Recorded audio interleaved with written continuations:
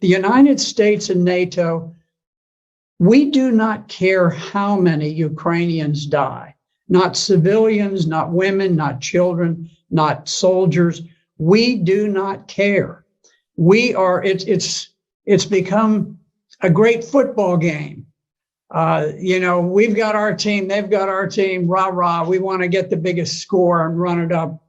And, we don't care how many of our players get crippled on the playing field, as long as we win. Now, we are shipping fantastic quantities of weapons, and it's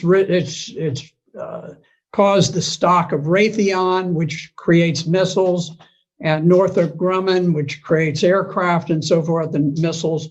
All of these defense industries have become tremendously bloated with tax dollars.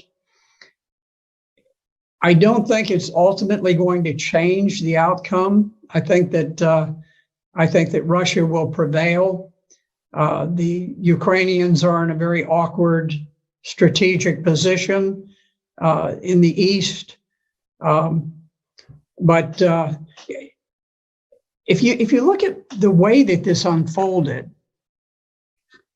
President Putin made a desperate effort to stop the march towards war.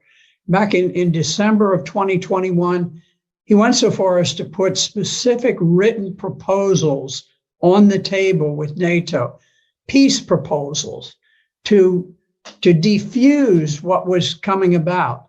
Because at this point, Ukraine was massing troops to attack the Donbass. So he was trying to head this off. He didn't want war. And NATO just blew it off, just dismissed it, never took it seriously, never went into serious negotiations. At that point, Putin, seeing that armed Ukrainians with weapons to kill Russian troops were literally on their borders, decided he had to strike first. Now, you could see that this was not some pre-planned attack. This was not like Hitler's attack into Poland, where the standard rule of thumb is that you always have a 3-to-1 advantage when you are the attacker. You have to mass 3 times as many tanks and artillery and planes and men as the other side has. In fact, when Russia went in, they went in sort of with what they had, what they could cobble together on short notice, and they were outnumbered by the Ukrainian forces. The Ukrainian forces had about 250,000. The Russians had perhaps 160,000. So instead of having 3 times as many, they actually had fewer troops than the Ukrainians, but they were forced to attack to try to preempt the battle that was looming, where the Ukrainians had massed these forces against the Donbass. Now, the Donbass is adjacent to Russia.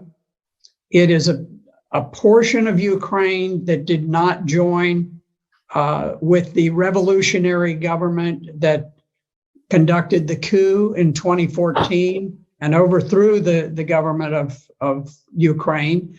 They refused to become a part of the new revolutionary government of Ukraine. And so they declared their independence.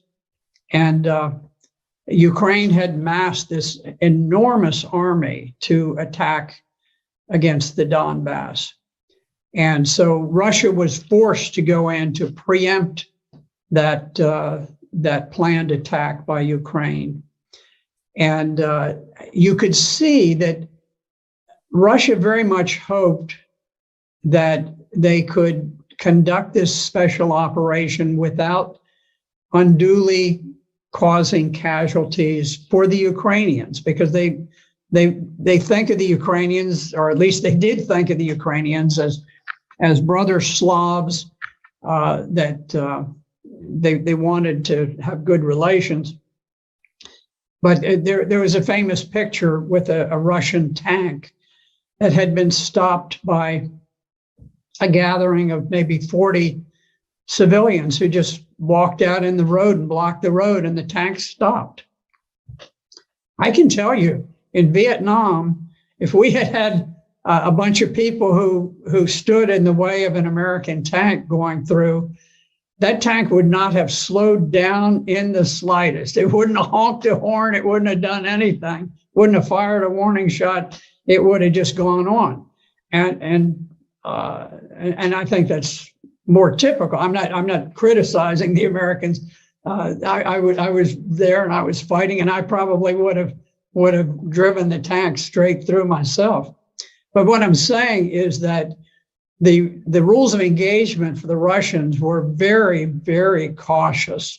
They didn't want to create a great deal of hatred and animosity. The Russians did not go in. They did not bomb the electrical system, the media systems, the water systems, all of these, the bridges and so forth. They tried to retain the infrastructure of Ukraine in good shape because they wanted it to get back. They just wanted this to be over with and get back to normal. It didn't work. The Ukrainians, the resistance was unexpectedly hard. The Ukrainian soldiers fought with great valor, great heroism, and so now the game has been upped and it's become much more serious. But it is amazing to look and to see that Russia dominates the air. They haven't knocked out the train systems. They haven't knocked out power plants.